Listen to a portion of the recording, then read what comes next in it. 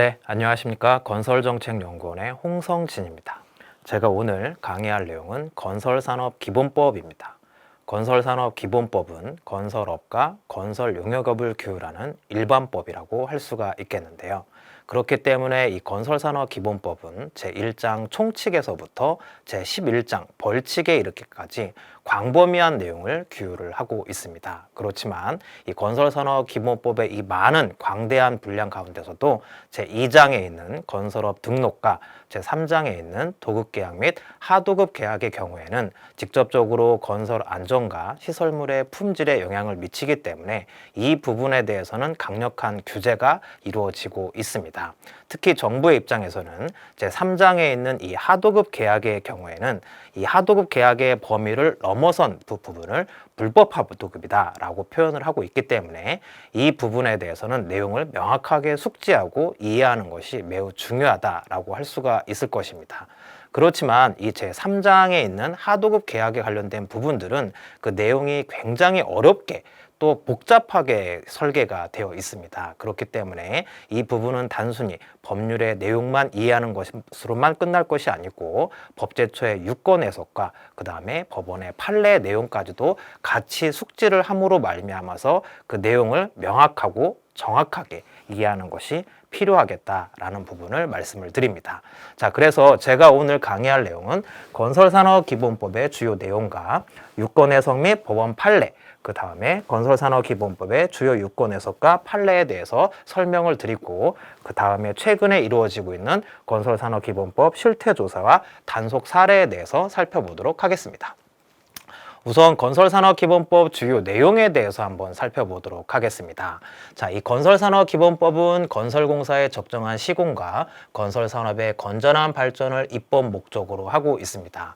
건설산업기본법은 과거에 썼던 이 건설업법, 그 다음에 건설공제조합법, 전문건설공제조합법, 건설용역업에 관련된 사항들을 통합 보완을 해서 1995년도에 전부 개정이 된 법률이다라고 이해할 수가 있을 텐데요.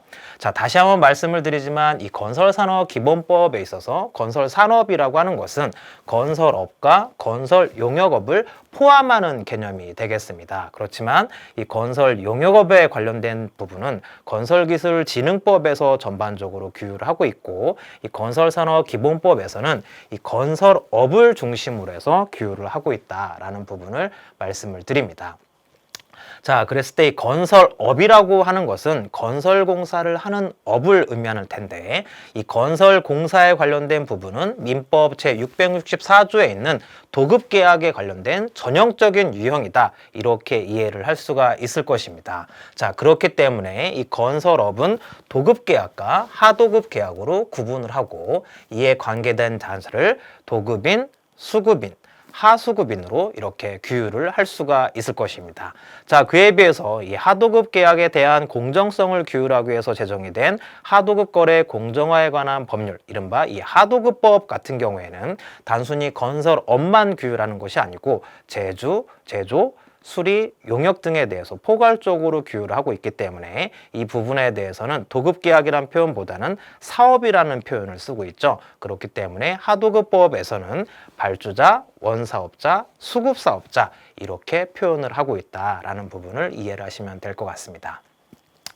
자, 이 건설업은 종합공사를 시공하는 업종인 이 종합건설업과 전문공사를 시공하는 업종인 전문건설업으로 구분이 됩니다. 과거에는 이 건설업의 경우에서도 일반공사업, 그 다음에 특수공사업, 단종공사업으로 표현을 했는데 이 일반공사업이 오늘날에는 이 종합건설업이 되겠고 그 다음에 과거에 이 단종공사업이 이제 특수공사업하고 통합이 되면서 오늘날에는 이제 전문건설업이다 이렇게 표현을 하는 것이죠.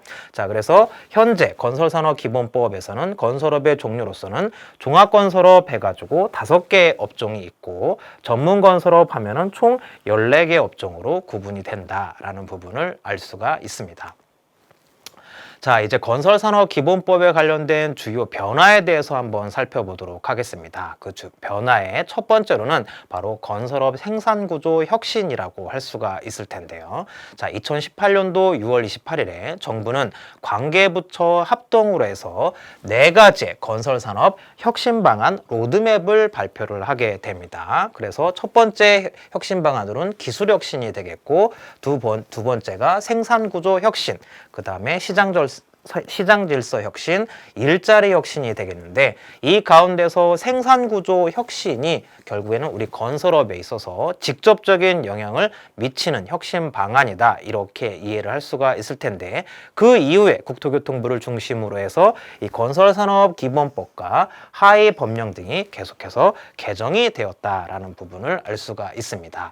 자, 그러면 이러한 건설업 생산구조 혁신에 따라서 어떠한 변화들이 있는지를 먼저 한번 살펴보면, 첫 번째로는 등록기준 변화가 되겠습니다. 다들 아시겠지만 건설업을 하려는 자는 업종별로 기술 능력, 자본금, 보증 가능 금액 확인서, 그 다음에 사무실 필요한 업종의 경우에는 시설, 장비 등을 갖추어서 국토교통부 장관에게 등록을 해야 되는데, 자, 이 건설업 생산구조 혁신에 따라서 자본금의 경우에는 약 70%가 완화가 되었습니다. 그래서 예를 들어서 이 토목공사업 같은 경우에는 자본금이 7억 원이었었는데 약 70%가 완화가 되면서 현재로는 5억 원이 되겠고요. 자, 전문건설업 가운데서 실내건축 공사업을 예로 든다고 하면 과거에는 자본금이 2억 원이었습니다만 약 70%가 완화가 되면서 현재는 1억 5천만 원의 자본금을 갖춰야 된다라는 부분인 거고, 이 자본금은 결국에는 이 보증 가능 금액 확인서에 영향을 미치게 됩니다. 그래서 업종별 자본금의 100분의 25 내지는 100분의 60의 범위 안에서 현금을 예치해야 되는 이 보증 가능 금액 확인서에까지 영향을 미치게 되었다라는 부분을 알 수가 있는 것이죠.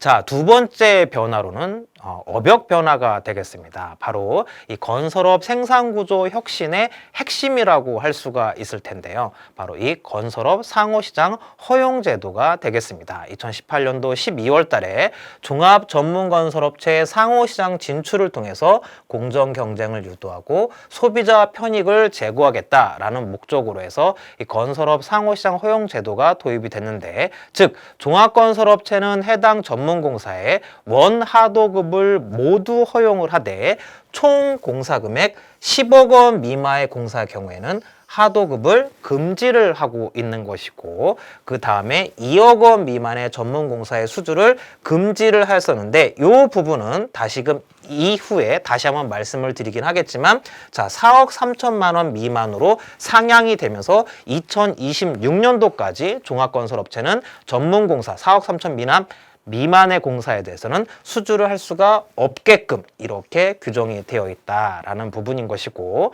전문건설업체 같은 경우에는 해당 공사에 전문건설 업종을 모두 등록하거나 전문건설업체 간 컨소시엄을 구성을 해서 종합공사를 수주를 할 수 있는데, 이 부분과 대응을 해서 전문건설업체 간 컨소시엄도 2026년도까지는 법률상 금지가 되어 있다라는 부분을 알 수가 있겠습니다. 자, 이 부분을 조금만 더 상세하게 말씀을 드리면, 자, 건설산업 생산구조 혁신에 따른 업역 변화가 되겠습니다. 종합건설업 같은 경우에는 과거에는 종합공사만 하는 것이 원칙이었습니다. 다만 예외적으로 이미 도급받아서 시공 또는 시공 중인 부대공사나 아니면 발주자가 공사의 품질이나 시공 능률을 높이기 위해서 인정하는 경우, 이러한 경우에만 예외적으로 전문공사를 수주를 할 수가 있었고요. 자, 전문건설업 같은 경우에는 전문공사를 수주하는 것이 원칙이었고, 예외적으로는 주계약자 공동도급, 소규모 복합공사, 부대공사를 함께 도급받는 경우 등 예외적인 경우에 한해서 이 종합공사를 수주를 할 수가 있었는데, 자, 이러한 건설산업 생산구조 혁신에 따라서 지금은 종합건설업 같은 경우에는 마찬가지로 종합공사를 수주하는 것이 원칙인데, 다만 예외적으로 국토교통부령으로 정하는 바에 따라서 전문공사를 도급받는 경우, 이 경우에는 전문공사를 수주를 할 수가 있는데, 이 범위가 예외가 굉장히 넓게 되어 있다. 그래서 지금은 원칙과 예외가 전도가 되어 있는 상황이다. 이렇게 말씀을 드릴 수가 있겠습니다. 자, 또 하나는 부대 공사를 함께 도급받는 경우에도 종합건설업체는 전문공사를 수주를 받을 수가 있겠다라는 부분을 말씀을 드리고, 그에 비해서 전문건설업체 같은 경우에도 자, 전문공사를 도급을 받는 것이 원칙이고, 종합공사 같은 경우에는 예외적으로 2개 업종 이상을 등록한 사업자가 해당 업종의 종합공사를 도급받거나 아니면 전문건설업체 간 컨소시엄을 통해서 예외적으로 종합공사를 도급을 받을 수 있겠다. 이렇게 변화하였다라는 부분을 우리는 알 수가 있겠습니다. 자, 세 번째로 그 변화에 있어서는 바로 직접 시공과 하도급 제한 강화가 되겠습니다. 바로 70억 원 미만 건설공사의 도급금액 산출 내역서에 기재된 총 노무비의 비율에 따라서, 그러니까 도급금액 3억 원 미만의 경우에는 50% 이상을 직접 시공해야 되고, 도급금액 3억 원 이상에서 10억 원 미만의 경우에는 30% 이상, 그리고 도급금액 10억 원 이상에서 30억 원 미만의 경우에는 20% 이상, 도급금액 30억 원 이상에서 70억 원 미만의 경우에는 10% 이상을 직접 시공하도록 이렇게 규제를 강화를 하였고요. 그 다음에 바로 이 하도급 제한에 관련된 부분들을 굉장히 강화를 하였다라는 부분입니다. 자, 이 하도급에 관련된 제한을 벗어난 부분을 다시 한번 말씀을 드리지만, 정부에서는 불법 하도급이다 라고 표현을 하면서 강력하게 그 규제를 수반을 하고 있는 그런 내용이 되기 때문에 그 이해도를 더욱더 높일 필요성이 있을 것입니다. 그렇지만 이 부분이 굉장히 어렵고 복잡하게 설계가 되어 있기 때문에 그 내용을 명확하게 이해하는 것이 굉장히 중요할 수 있을 텐데요. 우선은 우리는 그 대원칙으로서 옳든 그르든 간에 건설산업기본법에서 규율을 하고 있는 대원칙을 이해하실 필요가 있는데, 바로 전문공사와 그리고 건설업 상호시장 허용제도에 따른 이 상호시장 같은 경우에는 직접 시공을 원칙으로 하기 때문에 하도급 자체가 안 된다. 이것이 원칙이다라는 것을 이해를 하시면 되겠습니다. 다만 예외적으로 1회에 한해서만 하도급이 가능한데, 여기에서 말하는 예외라고 하는 것은 발주자의 서면 승낙과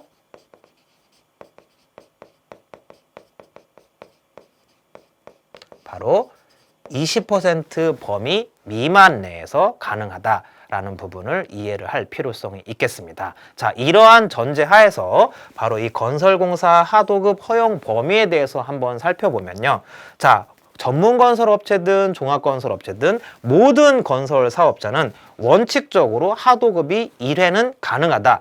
그러니까 모든 건설 사업자는 하도급이 1회가 가능하다라는 것이 원칙인데, 이 경우에도 안 되는 예외 사항이 있습니다. 바로 일괄 하도급과 무자격자에 대해서는 하도급이 금지가 되어 있다. 이 부분을 이해를 하시면 되겠는데, 다만 다시 한번 말씀을 드리지만 이 전문공사 같은 경우에는 하도급 자체가 직접 시공을 원칙으로 하기 때문에 하도급이 금지가 되어 있다라는 부분을 다시 한번 말씀을 드리겠습니다. 다만 여기에 대해서 일정한 예외의 경우에는 1회 하도급이 가능한데, 자, 종합건설업체 같은 경우에는 발주자의 서면 승낙과 여기에 대해서 신기술, 특허를 가진 업체에 대해서 공사 금액의 20% 범위 이내에서는 하도급이 가능한 부분 다시 한번 말씀을 드리고요. 자, 전문건설업체 같은 경우에는 전문건설업체가 전문공사에 대해서 도급을 받았고 이 부분에 대해서 하도급을 하는 부분이기 때문에 바로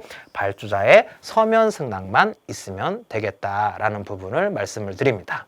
자, 여기까지고요. 또 하나가 있는 게 바로 그렇다면 재하도급은 되겠는가? 즉 하도급을 받고 다시 또 하도급을 하는 이 재하도급은 가능할까? 이 부분에 대해서 재하도급은 원칙적으로 금지가 되어 있다라는 부분을 말씀을 드립니다. 다만 이 경우에서도 예외적으로 재하도급이 가능한 부분을 일정한 예외사항을 규율하고 있는데, 자, 종합건설업체 같은 경우에는 자, 종합건설업체로부터 종합공사를 하도급 받은 경우로서 발주자의 서면 승낙을 받아서 일부 전문공사를 전문건설업체한테 재하도급하는 경우에는 재하도급이 가능하다. 이 부분을 말씀을 드리고, 자, 전문건설업체 같은 경우에는 마찬가지로 종합건설업체로부터 종합공사를 하도급을 받아서 여기에 대해서는 발주자, 수급인 둘 다, 발주자, 수급인 둘 다 서면 승낙을 받고 그 다음에 신기술 특허를 가진 전문건설 업체한테 공사 금액이 20% 범위 이내에서 재하도급이 가능하다. 요 원칙을 좀 이해를 하실 필요성이 있겠습니다. 자, 이러한 전제하에서 건설업 하도급 허용 현황도를 한번 살펴보면, 자, 결국에는 하도급이 허용되는지 여부는 종합공사와 전문공사 이렇게 두 가지로 구분을 해서 살펴볼 수가 있을 텐데요. 자, 종합공사의 경우에 자, 종합건설업체가 도급을 받았다. 여기에 대해서 전문건설업체한테 하도급은 당연히 가능한 것입니다. 자, 그런데 종합건설업체가 종합건설업체한테 다시 하도급을 할 수가 있겠는가라고 할 때도 여기에 대해서는 별도 요건 없이 하도급이 가능한데, 첫 번째로는 바로 일괄 하도급이 금지가 되어 있고, 또 하나는 건설업 상호시장 허용제도에 있어서 종합건설업체는 10억 원 미만의 공사에 대해서는 바로 하도급을 받을 수 없도록 규정이 되어 있기 때문에 이 부분에 있어서는 바로 10억 원 미만 도급공사 받을 수가 없게끔 이런 제한이 있다라는 부분을 말씀을 드립니다. 자, 그러면 전문건설업체가 자, 종합공사를 도급받은 종합건설업체로부터 하도급을 받았는데 여기에 대해서 다시 재하도급이 가능하겠는가 라는 부분을 궁금해 하실 수가 있겠는데요. 다시 전문건설업체가 종합공사를 도급받은 종합건설업체로부터 하도급을 받고 이 내용에 대해서 다시금 전문건설업체한테 재하도급을 할 수가 있겠는가, 요 부분에 대한 것이 바로 요 부분이 되겠습니다. 그래서 전문건설업체가, 즉 종합건설업체부터 종합공사 하도급 받은 경우로서 발주자, 수급인 서면 승낙을 받고 그 다음에 신기술 특허를 가진 전문건설업체한테 20% 범위 내에서 재하도급을 하는 경우, 이 부분에 해당이 되기 때문에 2번, 그러니까 20% 범위 내에 발주자와 수급인의 서면 승낙을 받은 경우에 한해서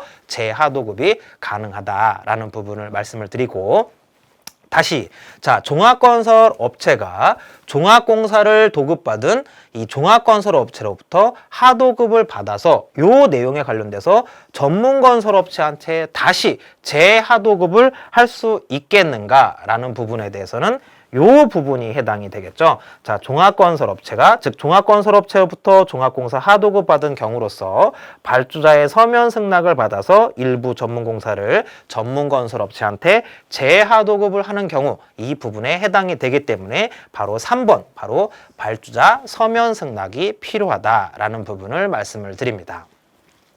자, 전문건설업체가 종합공사를 도급을 받았습니다. 상호시장이 되겠죠. 상호시장의 경우에는 하도급이 원칙적으로 금지가 되어 있다라는 부분을 말씀을 드렸습니다. 자, 그랬을 때 전문건설업체가 종합공사로부터 도급을 받은 경우에는 하도급이 원칙적으로 금지가 되어 있는데 예외적으로 허용되는 경우가 있다라는 부분을 말씀을 드렸습니다. 바로 4번, 그러니까 발주자의 서면 승낙과 20% 범위 내에서 하도급이 가능하다라는 부분인 거고, 자, 전문건설업체가 종합공사를 도급받은 이후에 그 내용을 다시 종합건설업체한테 하도급을 할 수가 있겠는가? 마찬가지로 이 부분에 있어서는 자, 발주자의 서면 승낙과 20% 범위 내에서 예외적으로 하도급이 가능하다라는 것이고, 또 하나가 있죠. 종합건설업체 같은 경우에는 하도급을 받을 때는 항상 10억 원 미만의 공사의 경우에는 하도급을 받을 수가 없다라는 제한이 부과가 된다라는 부분을 이해를 하시면 되겠습니다. 자, 하나를 더 살펴보면, 자, 전문공사입니다. 전문공사는 직접 시공이 원칙이기 때문에 하도급이 원칙적으로 금지가 되는 것을 설계를 해 놓고 있다라고 말씀을 드렸습니다. 자, 그랬을 때 전문건설업체가 전문공사를 도급을 받았다. 이 부분에 대해서 하도급이 가능하겠는가라고 했었을 때 전문 건설업체한테 하도급을 하기 위해서는 직접 시공이 원칙이기 때문에 이 부분에 대해서는 발주자의 서면 승낙을 받고 전문 건설업체한테 하도급을 줄 수가 있는 것이고, 자, 전문 건설업체가 전문 공사를 도급받은 이후에 종합건설업체한테 하도급을 줄 수가 있겠는가? 마찬가지로 발주자의 서면 승낙이 필요한 것이고요. 자, 종합건설업체가 하도급이다. 항상 10억 원 미만의 공사에 대해서는 하도급이 금지가 된다. 그러니까 3번의 요건이 다시 한번 부과가 된다. 이렇게 이해를 하시면 되겠습니다. 자, 또 하나는 자, 종합건설업체가 전문공사를 도급을 받았다. 상호시장이 되겠습니다. 그러니까 이 종합건설업체가 전문공사를 도급받은 이후에 다시 하도급을 주는 것은 원칙적으로 금지가 되어 있는데, 예외적으로 가능한 범위는 바로 발주자의 서면 승낙과 20% 범위 내에서 전문 건설업체한테 하도급을 하는 경우는 가능하다라는 부분인 것이고, 자, 종합건설업체가 전문공사를 도급받은 이후에 다시금 종합건설업체한테 하도급을 하는 경우 금지가 되어 있지만, 예외적으로는 마찬가지로 발주자의 서면 승낙과 20% 범위 내에서 하도급이 가능한 것이고, 또 하나, 자, 종합건설업체가 하도급이다. 다시 한번 말씀을 드리면 10억 원 미만의 공사에 대해서는 하도급이 금지가 되어 있는 요건이 부과가 된다라는 부분을 다시 한번 말씀을 드리고, 무엇보다도 전문공사 같은 경우에는 한 번만 딱 하도급까지만 가능하다. 그래서 재하도급은 아예 원칙적으로 허용이 되지가 않는다라는 부분을 다시 한번 말씀을 드리도록 하겠습니다. 자, 최근 입법 개정 사항에 대해서도 계속해서 한번 살펴보도록 하겠습니다. 첫 번째로는 건설업 등록 기준 완화가 되었습니다. 자, 2023년 5월 9일에 건설 사업자의 부담을 완화하기 위해서 자, 2개 업종을 등록한 건설 사업자가 1개 업종의 등록증을 반납한 이후에 다시 새로운 업종을 등록하는 경우에도 등록 기준의 특례, 그러니까 등록 기준에 특례하면은 자본금 같은 경우에는 금액의 2분의 1, 그 다음에 기술 능력 같은 경우에는 한 명의 기술 인력을 허용해주는 이 등록 기준 특례가 적용이 되었다. 자, 과거에는 1회 한정해서 등록 기준 특례가 적용이 되었다고 하면은 이제는 2개 업종 가운데서 하나를 반납하고 다시 하나의 업종을 취득하는 경우에도 등록 기준 특례가 적용이 된다라는 부분을 말씀을 드립니다. 그리고 같은 해에 자, 건설업 등록 기준 가운데서 사무실에 관련된 규정을 종전에는 건축법 등 관계 법령에 적합하고 시도 안에 위치한 사무실 해서 굉장히 막연한 개념으로 되어 있었는데, 지금은 건축법에 따른 사용 승인을 받은 건축물로 명확히 하고 있다라는 부분인 거고, 또 하나는 건설업 등록 기준 가운데서 기술 인력을 과거에는 상시 근무하도록 규정이 되어 있었는데, 지금은 상시 근무하는 것에 지장이 없는 경우에는 다른 사업을 영위하는 것을 예외적으로 허용을 해주고 있다라는 부분이 최근에 입법 개정 사항이다라는 부분인 것이고, 자, 또 하나는 전문건설업체 보호 및 컨소시엄 유예가 되겠습니다. 그래서 아까도 말씀을 드렸지만 2023년도 12월 29일에 건설업 상호시장 허용 제도에 따른 폐해를 방지하기 위해서 바로 종합건설업체 같은 경우에는 공사 예정 금액, 여기에서는 부가가치세와 발주자가 제공한 재료비를 포함하는 내용이 되겠습니다. 그래서 공사 예정 금액 4억 3천만 원 미만인 소규모 전문 공사에 대해서는 종합건설업체의 진입 제한, 그러니까 수주를 2026년도까지 금지시켜 놓고 있다라는 부분을 말씀을 드리고, 또 하나 여기에 대해서 대응해서 전문건설업체도 컨소시엄을 통해서 종합공사의 공동도급 수주를 3년간, 즉 2026년도까지 수주를 금지시켜 놓고 있다라는 것이 지금 현재로서는 예정이 되어 있다라는 부분을 말씀을 드립니다. 자, 또 하나의 입법 개정 사항으로는 바로 하자담보 책임 합리화가 되겠습니다. 2024년 1월 9일에 하자담보 책임 관련된 건설산업기본법이 개정이 되었는데요.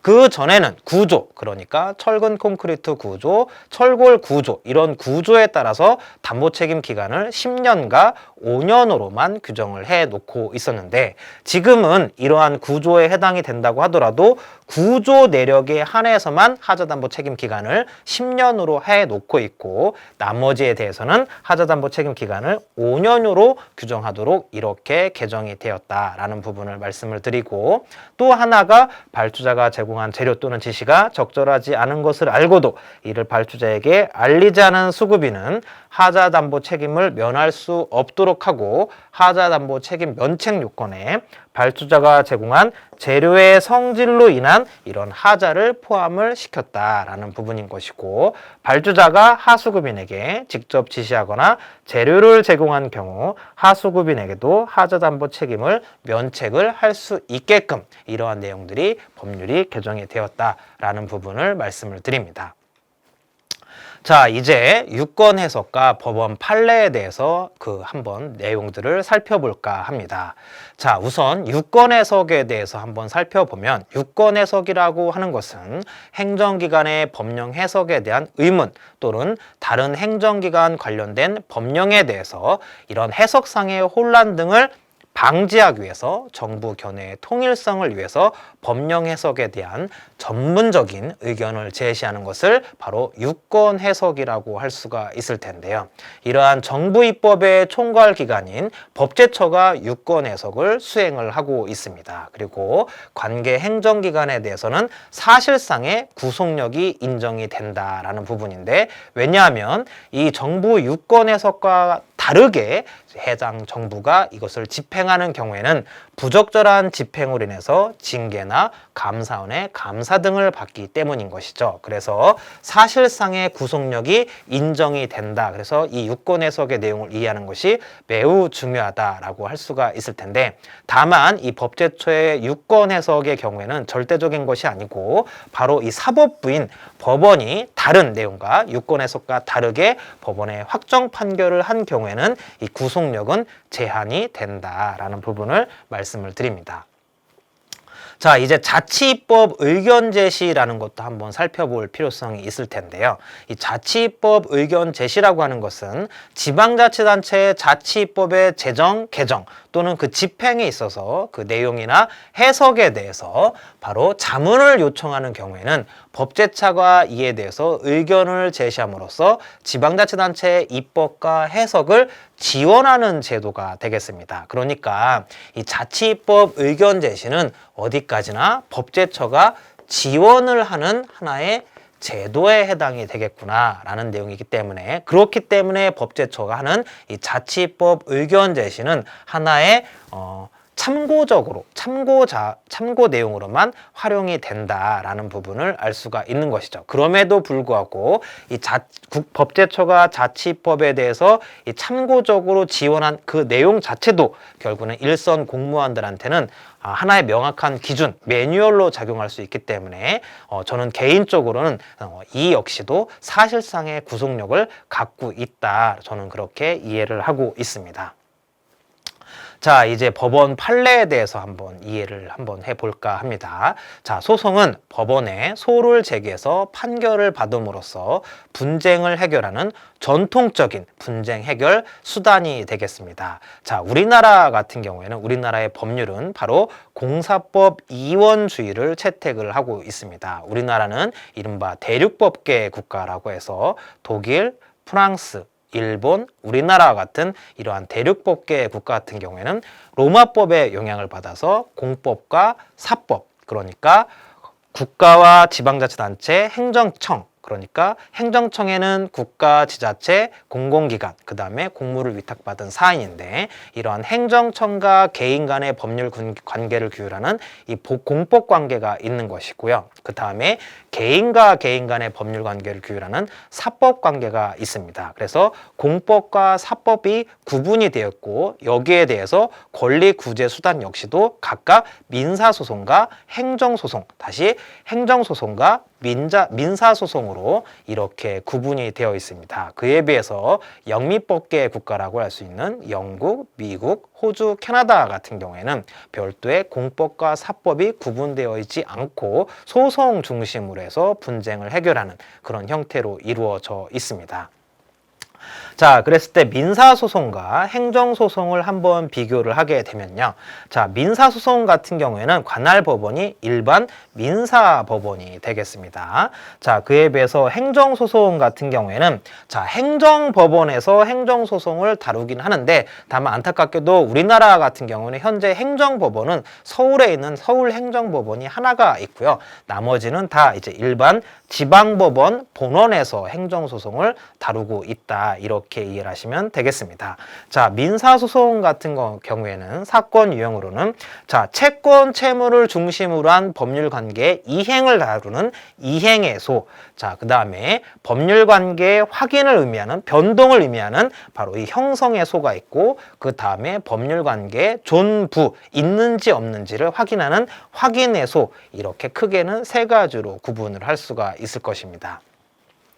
자, 그에 비해서 행정소송 같은 경우에는 크게는 항고소송, 당사자소송, 민중소송, 기관소송 이렇게 나뉘는데요. 중요한 것은 이 부분에 있어서 바로 항고소송이 되겠습니다. 항고소송 가운데서도 행정청에 일련한 처분, 이 처분을 취소해달라라고 하는 취소소송이 절대적인 비중을 차지하고 있다. 자, 이 취소소송이 굉장히 중요한 내용이다라는 부분을 말씀을 드립니다. 자, 그랬었을 때 민사소송 같은 경우에는 이 사건 부호와 관련돼서는 자, 가, 나, 다 형태로 해서 사건 부호가 붙게 되는 것이고요. 자, 행정소송 같은 경우에는 사건 부호는 구, 누, 두 형태로 사건 부호가 붙여지게 됩니다. 자, 참고사항으로 형사사건 같은 경우에는 고, 노, 도 형태로 사건 부호가 붙게 되는데 자, 요 부분과 관련돼서 한번 예시를 한번 25페이지를 한번 살펴보면요. 네, 그렇죠. 자, 대법원 2022년 2월 24일 선고 2018 도. 자, 도라고 말씀을 드렸습니다. 도 같은 경우에는 참고사항으로 말씀을 드렸던 형사사건의 고, 노, 도, 그러니까 형사 상고 사건이 되겠다라는 부분을 우리는 추정을 할 수가 있는 것이고 또 하나를 한번 살펴보면 네, 자, 수원지방법원 2023년 4월 21일 선고 2022 구단 11105 판결. 그래서 구단이니까 바로 행정소송, 그러니까 구누두 관련된 행정소송에 관련된 내용이 되겠다라는 부분을 우리는 그 사건 부호를 통해서 추정을 할 수가 있는 것이다 라는 부분을 말씀을 드립니다. 자, 계속해서 살펴보면 이 행정소송에 있어서 취소소송이 가장 중요하다라고 말씀을 드렸는데 이 취소소송을 제기하기 위해서는 기간의 경과 내용이 있습니다. 바로 제소기간이라고 하는 것인데 자, 처분 등이 있으면 안 날로부터 90일, 그 다음에 처분 등이 있은 날로부터 1년 이내에 꼭 반드시 제기를 해야 된다. 그래서 둘 중에 하나라도 기간이 도과를 하게 되면은 취소 소송을 제기할 수 없는 그런 한계가 분명히 존재를 한다라는 부분인데 다만 그럼에도 불구하고 민사소송은 어디까지나 심리에 있어서 변론주의, 그러니까 당사자가 주장한 것만 법원에서 판단을 하는 이 변론주의가 적용이 되는 반면 자, 행정소송의 경우에는 당사자가 주장한 것, 즉 변론주의가 원칙적으로 적용이 되는 것이고 여기에 대해서 예외적으로, 극히 예외적으로는 바로 공공성을 위해서 법원이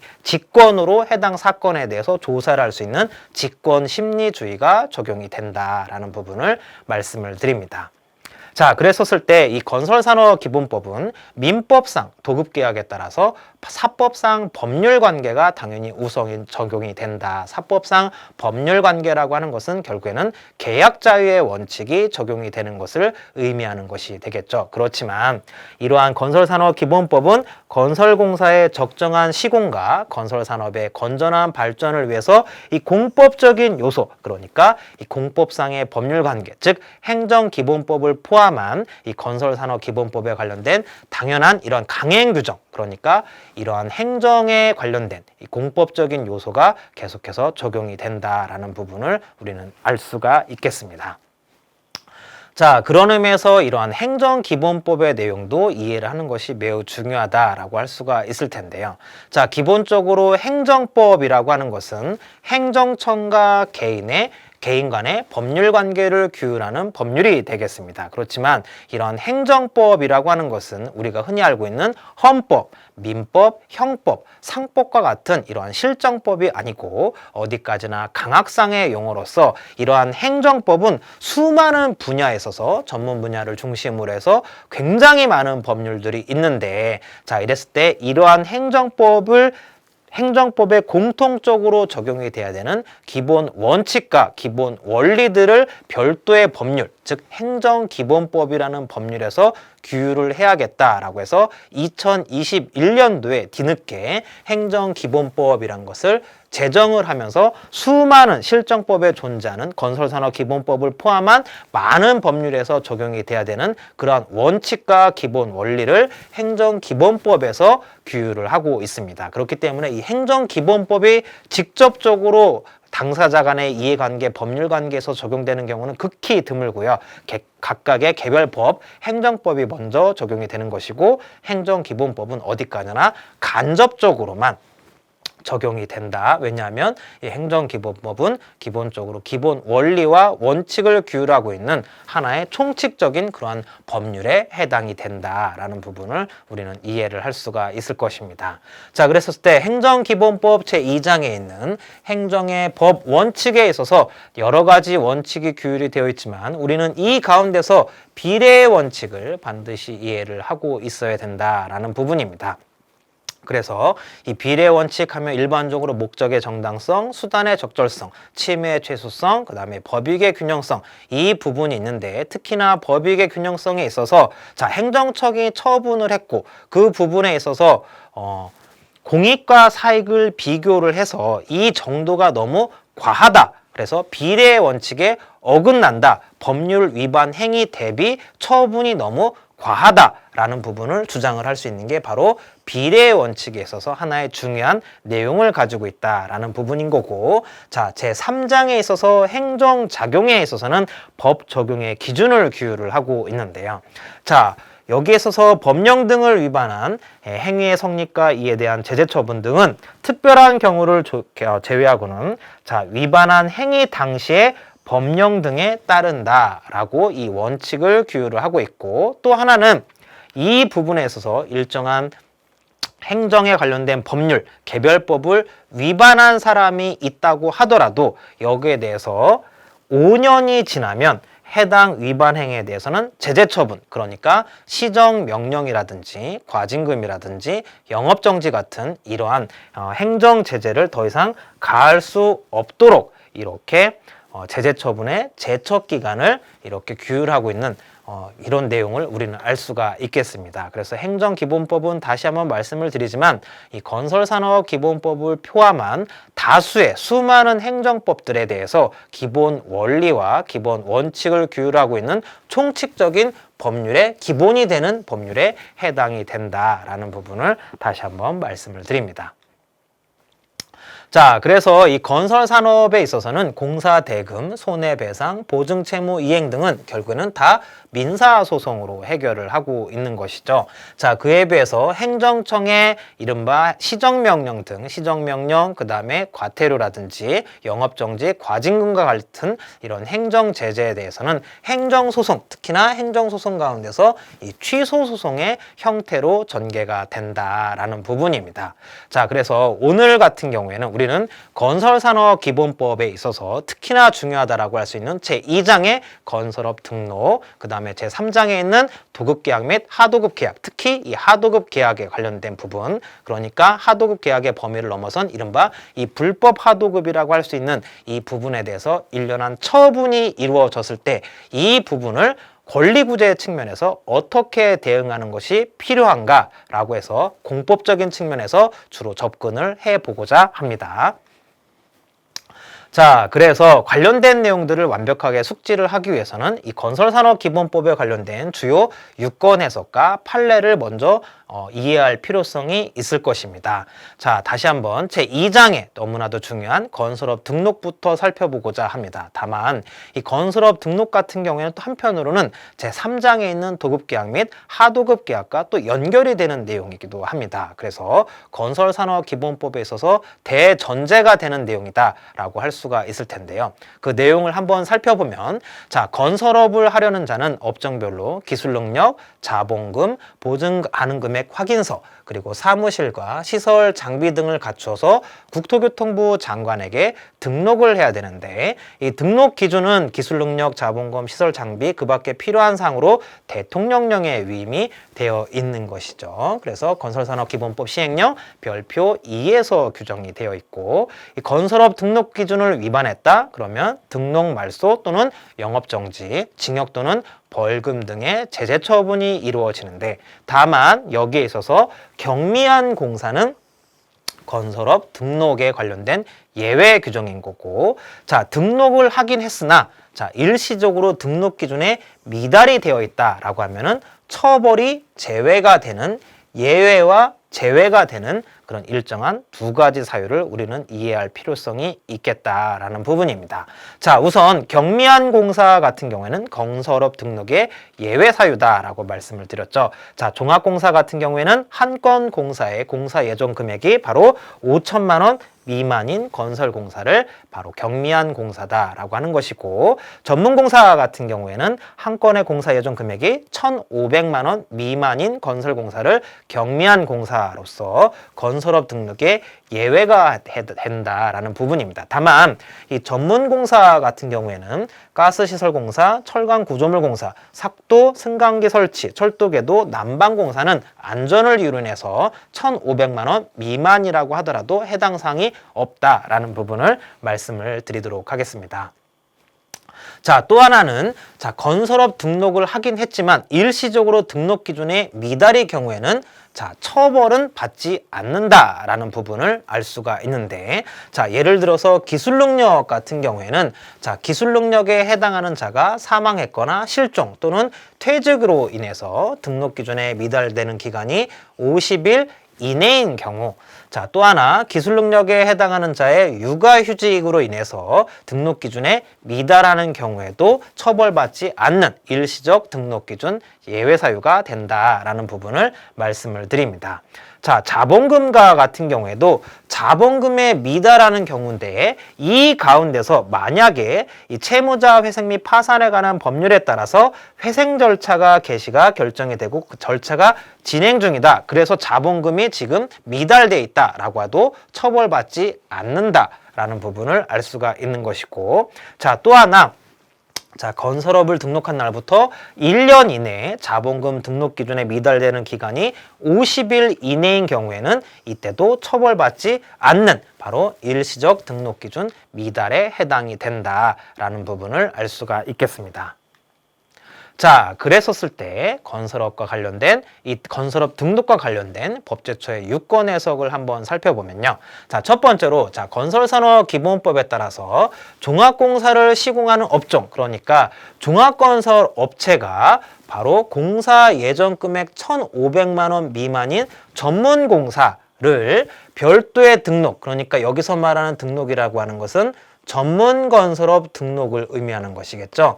자, 전문건설업 등록 없이, 종합건설업체가 전문건설업 등록 없이 1,500만 원 미만인 전문공사를 수행할 수 있나요? 라고 이 부분에 대해서 문의를 해본 결과, 법대처 같은 경우에는 자, 공사 예정 금액이 1,500만 원 미만인 전문공사를 업으로 하는 경우에는 등록을 하지 않고 할 수 있는 것이 문헌상 명백하고, 그리고 종합공사를 시공하는 업종으로 건설업을 등록한 자에 대해서 별다르게 적용을 배제하는 규정도 없기 때문에 당연히 가능하다. 그래서 건설산업기본법에 따라서 종합건설업체가 1,500만 원 미만인 전문공사를 별도의 전문건설업 등록 없이 공사를 수행할 수 있다. 이것이 법제처의 유권에서 관련된 하나의 사례가 되겠고요.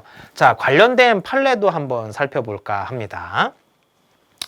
자, 여기에 대해서 피고 같은 경우에는 무등록 사업자가 되겠습니다. 아파트 10개 동에 대한 방수공사에 대해서 공사 금액이 합계가 8,155만 원이 되겠습니다. 그러니까 종합공사가 됐든 전문공사가 됐든 둘 다 경미한 공사의 범위를 벗어나는데, 문제는 이렇게 견적서를 제출한 다음에 공사 금액을 각각 965만 원짜리 3개, 그 다음에 350만 원에서부터 660만 원까지의 계약으로 해서 10개 계약, 그러니까 사실상 쪼개기 계약, 그러니까 분할로 해가지고 시공을 한 것이죠.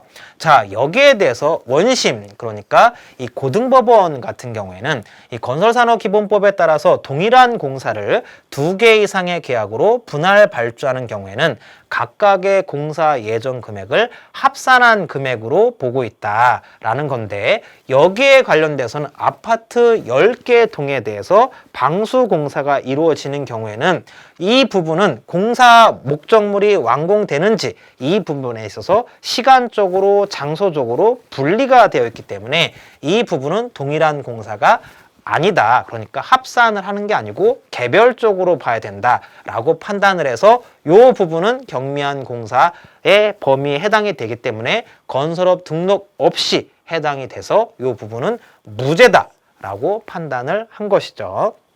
그렇지만 이 대법원 같은 경우에는 어떻게 판단을 했냐면, 이 공사는 아파트 10개 동이라고 해서 시간적으로, 물리적으로는 분리가 되어 있는 건 맞지만 전체적으로 봤을 때는 이거는 하나의 공사에 해당이 된다. 그래서 공사 예정 금액 합산 대상에 해당되는지 여부는 각 공사 계약의 당사자, 공사 목적물, 공사 기간, 공사 내용과 방법, 그 다음에 수개 계약으로 분할해서 체결한 경위, 이런 것들을 종합적으로 고려를 해야 된다라고 해서 이 부분은 경미한 공사가 아니고, 그러니까 경미한 공사의 범위를 벗어나서 반드시 건설업 등록을 하고서 공사를 했어야 되는 그런 내용인데, 여기에 대해서 원심 고등법원이 잘못 판단했기 때문에 이 부분은 유죄다라는 취지로 인해서 파기환송한 그런 사건이 되겠습니다.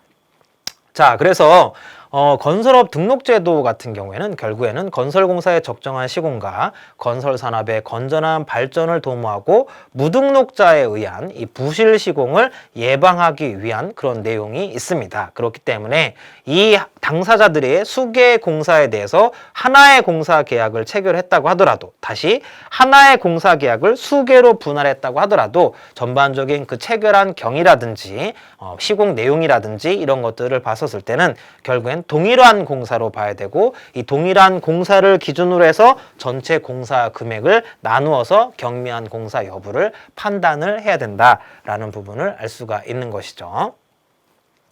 자, 건설업 등록과 관련돼서 다시 한번 계속해서 살펴보면 무등록자와 무자격자 하도급에 대해서 살펴볼 필요성이 있을 텐데요. 자, 이 수급인은 시공 자격을 갖춘 건설 사업자한테 하도급을 해야만 합니다. 만약에 시공 자격을 갖추지 못한 건설 사업자한테 하도급을 하면, 자, 다른 하도급 제한 규정의 경우에는 하도급을 받은 자가 처벌을 받지만 무등록자 하도급의 경우에는, 즉 무등록자 및 무자격자 하도급의 경우에는 하도급을 준 자, 그 다음에 하도급을 받은 자 둘 다 처벌하는 규정을 가지고 있다라고 해서, 자, 이 원도급자, 그러니까 하도급을 준 자, 이 부분에 있어서는 1년 이하 영업정지 또는 하도급 금액의 30% 이하의 과징금이 부과가 되는 것이고, 자, 여기에 대해서 3년 이하의 징역 또는 3천만 원 이하의 벌금도 부과가 될 수가 있다라는 부분인 거고, 자, 하도급자 중에서 무자격자가 있습니다. 무자격자라고 하는 것은 건설업 등록을 했는데 하도급 공사에 상응하는 업종을 갖추지 않은 자, 이 부분은 무자격자가 되는 것으로서 1년 이하 영업정지 또는 하도급 금액의 30% 이하의 과징금이 부과가 되는 것이고, 하도급자 중에서 무등록자라고 하는 것은, 여기에서 무등록자라고 하는 것은 아예 등록 자체를 하지 않은 이 무등록자인데, 이따가도 다시 한번 말씀을 드리겠지만 이 하도급자 중에서 무등록자가 가장 쟁점이 되는 하나의 내용 중에 하나가 바로, 네, 그렇죠, 시공 참여자가 되겠다라는 부분입니다. 자, 이 시공참여자에 관련된 부분들이 자, 하도급을 불법으로 받게 되면 5년 이하의 징역 또는 5천만 원 이하의 벌금을 부과를 받을 수가 있겠다라는 부분을 말씀을 드립니다.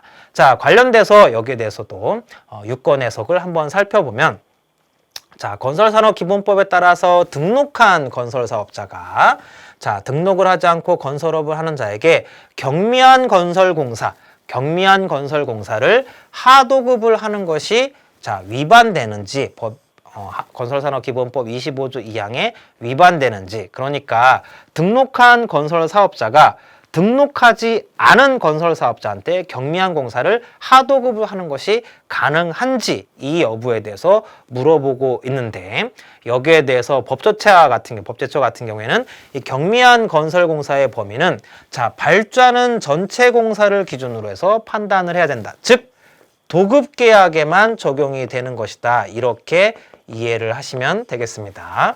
자, 그래서 경미한 공사 여부, 자, 경미한 공사에 해당이 되면 건설업 등록을 하지 않아도 되는 예외 사유에 해당이 된다고 했지만 이 부분은 어디까지나 도급 계약에만 적용이 되는 것이지 하도급 계약에는 적용되지 않는다라고 해서 건설산업기본법 25조 2항에 위반이 되는 내용이다. 이렇게 이해를 하시면 되겠습니다. 자, 관련된 판례도 하나 살펴볼까 하는데요. 자, 원고는 토목건축 공사업을 등록한 사업자로서 자, 민간 발주자로부터 타운하우스 50세대 건축하는 공사를 도급을 받은 이후에 무등록 사업자한테 자, 1,265만 원의 하도급을 주었다. 자, 여기에 대해서 피고는 청문 절차 이후에 무등록 사업자 하도급을 이유로 인해서 건설산업기본법에 따라서 영업정지 6개월 처분을 하게 된 거죠. 그러니까 무등록 사업자한테 하도급을 준 자를 이렇게 행정제재를 가한 그런 사건이 되겠습니다. 자, 여기에 대해서도 법원 같은 경우에는 자, 경미한 공사라고 하더라도 등록을 한 건설사업자한테만 하도급을 줄 수 있다. 그러니까 경미한 공사 여부는 다시 한번 말씀을 드리지만 원도급 관계에서만 적용이 되는 것이지 하도급에 있어서는 경미한 공사라고 하더라도 무조건적으로 건설업 등록을 한 사업자한테만 하도급을 줄 수가 있다라고 말씀을 드렸습니다. 자, 그러면서 이 건설사업자 같은 경우에는 자, 이 처분, 영업정지 6개월 처분이 비례 원칙을 위반을 하였다라고 해서 법률 위반 대비 이 처분 자체가 너무 과하다라고 해서 비례 원칙을 주장을 했지만 이 부분은 받아들이지가 않았다. 그런 사건이 되겠다라는 부분을 말씀을 드립니다. 자, 이제 건설산업기본법 주요 유권의 성립 판례 분석에 있어서 도급계약과 하도급계약에 대해서 계속해서 살펴보도록 하겠습니다. 자, 이제 우리는 하도급계약을 중심으로 해서 이른바 이 불법 하도급의 유형이라고 할 수 있는 부분들을 살펴볼 텐데요. 자, 이러한 유형들은 결국에는 이 키스콘이라고 하는 통보가 제대로 이루어지지 않은 부분, 이 부분에 관련돼서 살펴보고자 합니다. 그래서 대부분 키스콘의 자료들이 다 각각의 발주기관, 감독기관한테 뿌려지고 거기에 대해서 신고 내지는 정기 점검을 통해 가지고 이루어지는 내용이기 때문에 이 건설공사 시스템, 이 건설공사 정보 시스템 통보 같은 경우에는 굉장히 중요한 내용이다라고 할 수가 있을 것입니다. 그래서 건설사업자는 건설공사 대장 및 하도급 건설공사 대장을 적고 자, 다음의 내용을 건설산업정보종합 시스템의 발주자한테 통보를 해야 되는데요. 그 내용을 한번 살펴보면 자, 원도급 공사 같은 경우에는 1억 원 이상의 공사를 통보를 해야 되고 하도급 공사 같은 경우에는 4천만 원 이상, 다만 4천만 원 이상이다라고 하더라도 원도급 공사가 1억 원 이상인 경우에만 통보를 하면 되는 것입니다. 자, 통보 방법은 이제 전자적인 통보를 하면 되는 것이고 자, 통보 내용에는 건설공사 대장 내지는 하도공사 대장이 되겠는데 여기에서 공사 계약, 공사 개요, 그 다음에 도급 계약, 하도급 계약, 그 다음에 공사 대금과 공사 진척사항, 그 다음에 공사 참여자 현황 등에 대해서 통보를 해야 되는데 자, 도급 계약 내지는 하도급 계약의 체결일로부터 30일 이내 이렇게 통보를 해야 되는데 만약에 통보를 하지 않았다라고 하면 자, 시정명령과 그 다음에 500만 원 이하의 과태료가 부과가 된다라는 부분입니다. 그래서 어떻게 보면 불법 하도급에 대해서 상대적으로 좀 제재 수위가 좀 낮다라고 이렇게 이해를 하시면 되겠습니다.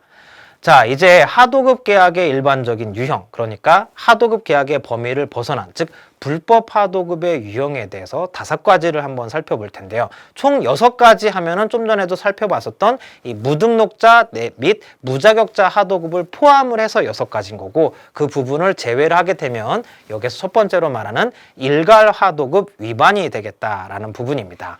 자, 그래서 수급인 또는 하수급인은 건설공사의 전부 또는 부대공사를 제외한 주요 부분의 대부분을 하도급을 할 수 없도록 이렇게 규정을 해 놓고 있다. 만약에 일괄 하도급을 하였다라고 하면 1년 이하의 영업정지 또는 하도급 금액의 30% 이하의 과징금, 그리고 3년 이하의 징역 또는 3천만 원 이하의 벌금에 처해질 수 있다라는 부분을 말씀을 드렸습니다.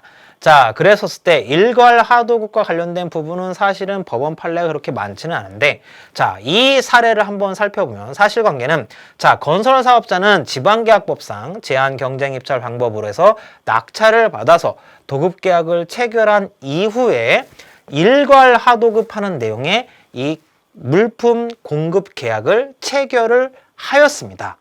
그런데 이후에 일정한 시민단체 그리고 언론의 의혹 제기로 인해서 이러한 계약을 철회를 하고 본인이 직접 일부를 직접 시공을 하였음에도 불구하고 이 부분에 있어서는 특히나 이 사건 같은 경우는 뭐 업무방해, 위증, 증거 위조, 교사 등등등에 관련된 형사사건까지도 연결이 되었던 그런 부분인데, 이 부분, 일괄 하도급과 관련된 부분에 있어서 처벌을 할 수가 있냐 없냐, 이 부분과 관련돼서 고등법원 같은 경우에는, 자, 이 하도급 하규라는 계약을 체결한 이후에 실제로 공사에 착공을 한 때 기수가 되는데, 그렇게 실제로 공사에 착공을 하기 이전에 계약을 철회하고 주요 부분을 일부를 직접 시공을 했기 때문에 일괄 하도급이 아니다라고 해서 무죄로 판단을 하였는데,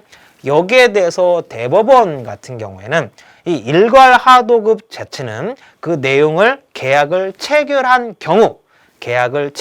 경우에 바로 이 일괄 하도급 위반죄가 성립을 한다라고 해서 유죄 취지의 원심 파기환송을 한 그런 사건이 되겠다. 그래서 여기서 중요한 것은 일괄 하도급의 경우에는 일괄 하도급 계약을 체결하는 그 순간 바로 일괄 하도급 위반죄가 성립이 될 가능성이 매우 높다라는 부분을 말씀을 드립니다.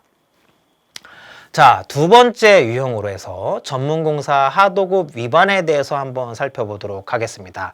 다시 한번 말씀을 드리지만 건설산업기본법은 전문공사는 직접 시공을 원칙으로 하고 있기 때문에 하도급이 금지가 되는 것이 원칙인데, 예외적인 경우에 한해서만 하도급이 한 번 가능하다. 그것은 바로 발주자의 서면 승낙가 20% 범위 내에서 하도급이 가능하다라고 말씀을 드렸죠. 그러면 여기에 관련돼서 하도급의 가능 요건 다시 한번 복습을 한번 해보면, 전문건설업체가 전문공사를 도급을 받고 하도급을 주는 거기 때문에 바로 발주자의 서면 승낙이 있으면 되는 것이고, 종합건설업체가 전문공사를 도급받았다, 상호시장인 것이죠. 여기에 대해서 하도급을 하기 위해서는 발주자의 서면 승낙가 20% 범위 내에서, 자, 신기술, 특허, 상근 전문 인력을 모두 보유하고 있는 건설사업자한테 하도급이 가능하다. 만약에 이 전문공사 하도급을 위반한 경우에는 1년 이하 영업정지 또는 하도급 금액의 30% 이하, 자, 그 다음에 과징금이 부과가 되고 3년 이하의 징역 또는 3천만 원 이하의 벌금이 부과가 될 수가 있겠다라는 부분입니다. 자, 이제 재하도급 위반에 대해서도 한번 살펴볼 텐데요. 자, 재하도급. 자, 건설산업기본법은 하도급은 1차적으로 원칙적으로 가능하다라고 말씀을 드렸는데, 재하도급은 원칙적으로 금지가 되어 있다라고 말씀을 드렸습니다. 다만 예외적인 경우에 한해서 재하도급도 가능한 부분을 규정을 해놓고 있는데, 그 부분은 바로 발주자의 서면 승낙가 20% 범위 내가 되겠죠. 다만 이 전문건설 업체 같은 경우에는 종합공사를 도급받은 이 종합건설업체로부터 하도급을 받고 요 내용에 대해서 다시금 전문건설업체한테 재하도급을 하는 부분이기 때문에 발주자의 서면승낙과 수급인의 서면승낙도 필요하다라고 말씀을 드렸습니다. 그리고 20% 범위 내에서 신기술, 특허, 상근 전문 인력을 모두 보유하고 있는 건설사업자한테 하도급을 할 수가 있겠다라는 부분을 말씀을 드렸고, 종합건설업체 같은 경우에는 종합공사를 도급받은 종합건설업체로부터 하도급을 받고 다시금 그 해당되는 전문공사를 전문건설업체한테 재하도급을 하기 위해서는 발주자의 서면승낙이 필요하다라는 부분을 우리는 이해를 할 수가 있었습니다. 자, 그래서 이 재하도급을 위반하는 경우에는 마찬가지로 1년 이하의 영업정지 또는 하도급 금액의 30% 이하의 과징금이 부과가 될 수가 있고, 더 나아가서는 3년 이하의 징역 또는 3천만 원 이하의 벌금이 부과가 될 수가 있겠다라는 부분입니다. 자, 관련된 법제처의 유권 해석 사례를 한번 살펴보도록 하겠습니다. 자, 종합건설업체가 전문공사를 하도급을 받았다. 자, 종합건설업체가 전문공사를 하도급을 받았다. 자, 여기에 대해서 전문건설업체한테 다시 재하도급을 할 수가 있냐라고 했었을 때, 자, 전문공사 같은 경우에는 기본적으로 한 번만, 자, 직접 시공의 원칙이기 때문에 예외적으로 한 번만 하도급이 가능하다라고 말씀을 드렸죠. 그러니까 종합건설업체가 전문공사를 하도급을 받고 다시 전문건설업체한테 재하도급을 할 수가 있냐? 자, 이 경우에는 불가능하다라고 말씀을 드렸던 부분이 기억을 하실 겁니다. 자, 유권 해석 사례를 계속해서 살펴보면, 자, 전문건설업체가 자, 하도급 받은 건설공사의 일부를 재하도급을 하려고 합니다. 전문건설업체가 하도급 받은 공사의 일부를 재하도급을 하려고 하는데, 이때 발주자와 수급인의 서면승낙을 모두 받아야 하는지 아니면 수급인의 서면승낙만 받으면 되는지, 이거에 관련된 질문을 하고 있는데요. 자, 그렇죠. 요 부분과 관련된 부분, 자, 네, 여기에 관련된 발주자 서면승낙과 수급인 둘 다 서면승낙을 받아야 되는 사례다라고 말씀을 드렸습니다. 그래서 자, 발주자와 수급인 서면승낙 둘 다 받아야 되는 그런 사례, 이렇게 이해를 하시면 되겠습니다. 자, 관련 판례도 한번 살펴보면, 자, 전문건설업체가 원고가 되겠습니다. 그래서 학교법인이 발주한 증축공사 가운데서 금속창호공사를 하도급을 받은 다음에 그 다음에 무등록자하고 같이 재하도급을 하는 그런 계약서를 작성을 한 것이죠. 여기에 대해서 피고가 이제 구청장이 되겠는데, 무면허업체한테 재하도급을 하였다라는 이유를 내서 건설산업기본법에 따라서 영업정지 6개월에 가름한 바로 이 과징금 처분을 받게 되었다라는 부분입니다. 네, 여기에 대해서 법원 같은 경우에는 건설산업기본법 제29조 제3항에서는 하수급인은 하도급 받은 건설공사를 다른 사람에게 다시 하도급할 수 없다라고 하면서 예외적인 사항을 규율하고 있는데, 여기 예외적인 사용에는 이 무등록자 같은 경우에는 당연히 포함이 되어 있지 않기 때문에 이 부분은 건설산업기본법 제29조 위반에 따라 가지고 일정한 행정 제재가 가할 수밖에 없는 것이고요.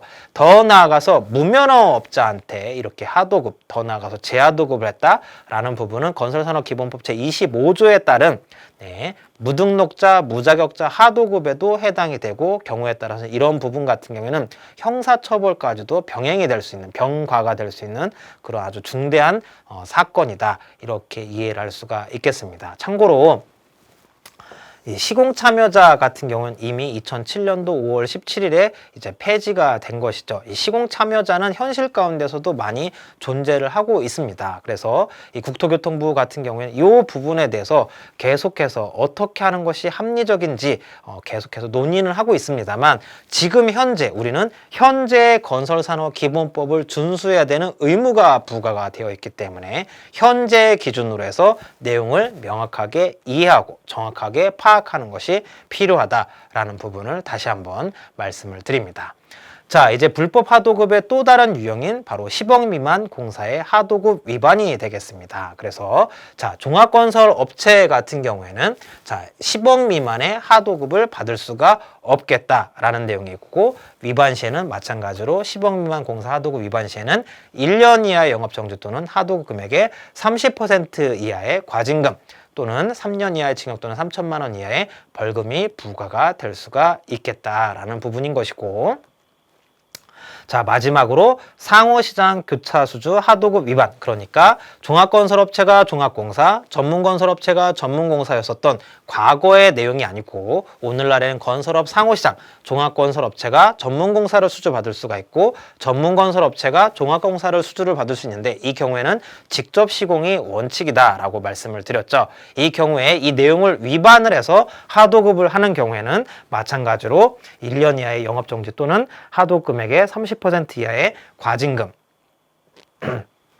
네, 그 다음에 3년 이하의 징역 또는 3천만 원 이하의 벌금이 부과가 될 수가 있겠다라는 부분을 말씀을 드립니다. 자, 이제 건설산업기본법 실태조사와 단속 사례에 대해서 한번 살펴보도록 하겠습니다. 자, 최근에 국토교통부를 포함한 지자체, 많은 공공기관 등은 계속해서 이 불법 하도급에 대해서 실태조사를 하고 강력한 행정 제재를 가하고 있는 상황인데요. 자, 이 국토교통부의 보도자료를 살펴본다고 하더라도 자, 매년 계속해서 불법 하도급에 대해서 무관용 원칙으로 해서 엄중 처벌하겠다. 그래서 상반기 건설공사 불법 하도급을 몇 건을 적발했다. 계속해서 적발을 했다. 이런 내용들이 현장 단속을 하고 있다. 계속해서 이루어지고 있고 앞으로도 강화가 될 가능성이 매우 높다라고 할 수가 있을 것입니다. 그러면 자, 이러한 불법 하도급에 관련된 실태조사는 어떠한 법적 근거에 따라서 이루어지냐? 바로 이 건설산업기본법 제49조에 따라서 이 등록 기준에 적합한지 여부, 그 다음에 하도급의 적정성 심사, 그 다음에 성실 시공 여부 등을 판단을 하기 위해서 일정한 실태조사를 펼치고 있는데요. 자, 이러한 실태조사 방법에 대해서 한번 살펴보면 국토교통부와 각 지방국토관리청, 그 다음에 지방자치단체, 기타 공공발주기관은 이 불법 불공정 건설공사를 지속적으로 실시를 하고 있습니다. 실시를 하는데 무작정적으로 실시를 하는 것은 아니고 보통은 신고된 사항, 현장을 중심으로 해서 단속을 하는데, 신고가 없는 현장 같은 경우에는 아까도 말씀을 드렸지만 키스콘이라는 곳에서 이 불법 하도급 의심지표 10개 중에서 2개 이상에 해당이 되는 단속 현장을 추출을 해서 각각에 해당이 되는 지방국토관리청, 지자체, 공공발주자한테 각각 송부를 하게 됩니다. 통보를 하게 되면 여기에 대해서 각 담당 기관들이 현장에 나가서 실제 그러한지 아닌지 여부를 서류 검토를 중심으로 해서 조사가 이루어지는 것이죠. 그러면 여기에서 말하는 불법 하도급 단속 관련된 의심지표 10개라는 것이 무엇이냐? 내용을 대략적으로 한번 살펴보면 바로 노무비 지급률이 미달하는 그런 현장, 그 다음에 공제부금의 납부율이 미달되는 현장, 그 다음에 이 건설공사 대장에 통보를 하지 않은 업체들, 더 나아가서 하도급 업체가 미달되는 그런 현장, 그 다음에 페이퍼 컴퍼니 의심업체 신규 수주 현장, 그 다음에 비계 가시설공사 불법 하도급 의심 현장 등이 있을 것입니다. 이러한 현장 가운데서 2개 이상으로 해서 추출을 해서 중복이 된다라고 하면은 각각에 해당되는 기관한테 송부를 하고 그 다음에 조사를 하는 그런 프로세스로 이루어지는데, 자, 실제로 이렇게 실태 조사를 해 보니까 최근 5년 동안 2020년도부터 2024년도까지 각각의 불법 하도급에 관련된 이런 유형들이 이제 발견이 되었다라는 거죠.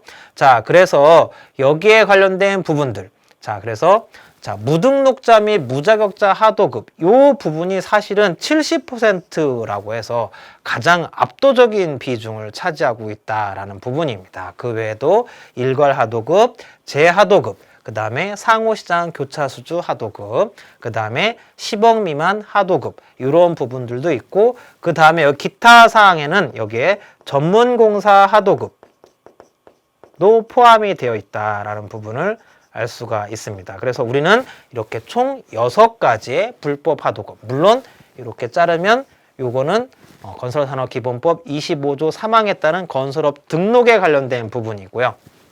나머지의 5가지에 관련된 부분은 건설산업기본법 제29조에 따른 내용이라서 다르게 볼 수가 있겠지만 어쨌든 총괄하면은 불법 하도급 유형 6가지가 되겠다라는 부분인데, 이 가운데서 무등록자 및 무자격자 하도급이 가장 많은 비중을 차지하고 있는데, 사실은 이 무자격자 하도급에 관련된 부분보다는 사실은 이 무등록자 하도급에 관련된 부분들이 현재로서는 조금 더 많은 비중을 차지하고 있는 것은 아닌지 그렇게 추정이 되고 있습니다. 그렇기 때문에 이 무등록자 하도급을 위반하였는지도 보통 감독기관, 점검기관이 중점적으로 조사하는 그런 부분인데요.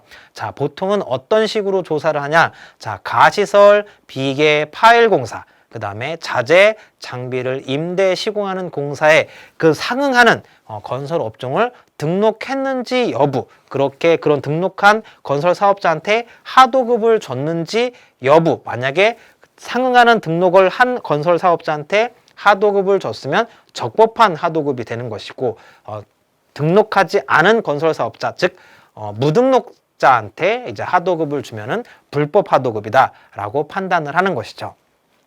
자, 이러한 조사 방법에 따라서 실제로 조사를 해보면은 많은 이 경기도 내에서도 많은 업체들이 사실은 행정 제재를 받은 것을 알 수가 있는데, 자, 예를 들어서 이제 민간 발주 공사인 현장에서 건설업을 등록하지 않은 자한테 하도급을 하였다라고 해서 영업정지 약 5개월의 그런 처분이 이루어진 그런 사건을 우리는 알 수가 있는 것이고, 자, 일괄 하도급 같은 경우에는 도급공사의 전부 또는 주된 공사의 전부를 하도급하는지 여부, 자, 이 부분과 관련돼서 조사 방법론으로 살펴보면은, 자, 전문건설업체한테 각각 분할을 해서 여기에 관련돼서 전문건설업체한테 하도급을 했는지 안 했는지 이 부분을 주로 중점적으로 조사를 하게 됩니다. 그랬을 때 조사 결과에 관련돼서도 보면은 경기도 내에서도 보면 관망정비공사에 관련돼서 하수급인한테 건설공사의 주요 부분의 대부분을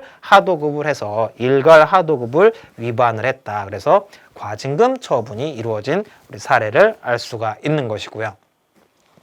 자, 전문공사 하도급 위반과 관련된 경우에는, 자, 도급받은 전문공사를 하도급한 경우에 하도급 계약 체결 전에 발주자의 서면 승낙을 받았는지 여부 등을 중점적으로 검토를 하게 되는데, 특히나 이 부분 제출된 입증 서류를 통해서 특수기술, 신기술 특허 같은 이러한 특수기술을 요하는 공사 등의 이런 동일업종 건설 사업자가 이런 반드시 시공을 할 이유가 있는지 여부, 그러니까 쉽게 말씀을 드리면 신기술 특허 등을 가진 업체한테 이렇게 전문공사를 하도급했는지 안 했는지 그 여부를 중점적으로 조사를 하게 된다라는 겁니다. 조사 결과 마찬가지로 땡땡 부대 철거공사에 관련돼서 발주자의 승인 없이 20% 이상 하도급을 했기 때문에 여기에 대해서 과징금에 관련된 처분이 이루어졌다라는 부분입니다.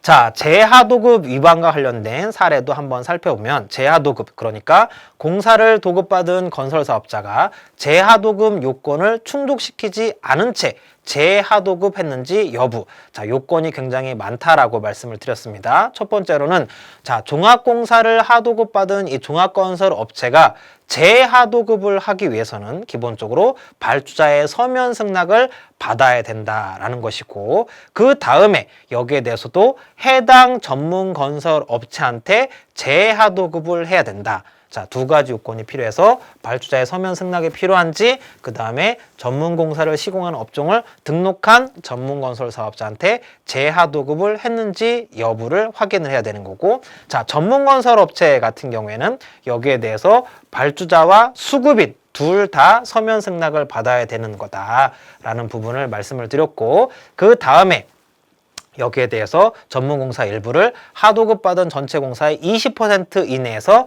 특허 신기술 대상 공사를 전문건설업체한테 재하도급하는 경우에만 허용이 된다. 만약에 이것을 위반하는 경우에는 불법 하도급이다. 즉 재하도급 위반으로 해서 처벌을 받을 수 있다라는 부분인데 요 내용을 중심으로 해서 집중적으로 조사가 이루어지고 있다라는 부분을 말씀을 드리고, 실제로 경기도에서는 이 무등록 업체한테 재하도급하는 그런 사건들이 계속해서 발생을 하고 있어서 여기에 대해서도 과징금이 부과된 사례가 있다라는 부분입니다. 자, 그리고 10억 원 미만 공사에 대해서 하도급 제한 위반, 그러니까 종합건설업체 같은 경우에는 10억 원 미만 공사를 하도급을 받을 수가 없다라고 해서 요 부분, 자, 땡땡초 앞에 있는 보도육교 정비공사에 관련돼서 10억 미만 도급공사임에도 종합건설업체한테 하도급을 해서 과징금이 부과된 사례가 있다라는 부분인 것이고, 자, 마지막으로 상호시장 하도급 위반 같은 경우에는, 자, 상호시장은 다시 한번 말씀을 드리지만 직접 시공이 원칙이고 여기에 대해서 예외적으로, 그러니까 자, 발주자의 서면 승낙을 받아서 20% 범위 내에서만 하도급이 가능하다. 그 부분을 충족했는지 여부를 집중적으로 조사를 하게 된다라는 겁니다. 자, 경기도에서 또 보면, 자, 종합건설업체가 민간에게 발주한, 자, 이 공사를 도급받은 이 하도급을, 전문공사를 도급받아서 이 하도급을 하였다라는 부분을 알 수가 있어서 여기에 대해서 영업정지 처분을 받은 그런 사례가 있다라는 부분을 우리는 알 수가 있겠습니다. 자, 그래서 제가 지금까지 이제 건설산업기본법, 특히 건설산업기본법 가운데서도 제2장에 있는 건설업 등록제도, 그 다음에 제3장에 있는 도급계약 및 하도급 계약을 중심으로 해서 살펴보았습니다. 다시 한번 말씀을 드리지만 제2장에 있는 건설업 등록, 그 다음에 제3장에 있는 이 하도급 계약은 불법 하도급이라는 그런 어떤 슬로건 하에 굉장히 강력한 규제, 행정 제재가 이루어지고 있다라는 부분을 알 수가 있습니다. 그래서 우리는 건설산업기본법은 당연한 것이고 여기에 대해서 법제처의 유권 해석과 법원의 판례를 가지고서 같이 그 내용을 명확하게, 정확하게, 객관적으로 이해하고 해석할 수 있는, 그래서 이런 부분에 있어서는 법을 준수하고 더 나아가서 이 부분에 대해서 처분이 이루어지는 경우에는 권리구제 측면에서 적절하게 대응을 할 필요성이 있겠다라는 부분을 말씀을 드리면서 오늘 건설산업기본법 강의는 여기에서 마무리를 하고자 합니다. 긴 시간 동안 함께해 주셔서 진심으로 감사드립니다. 감사합니다.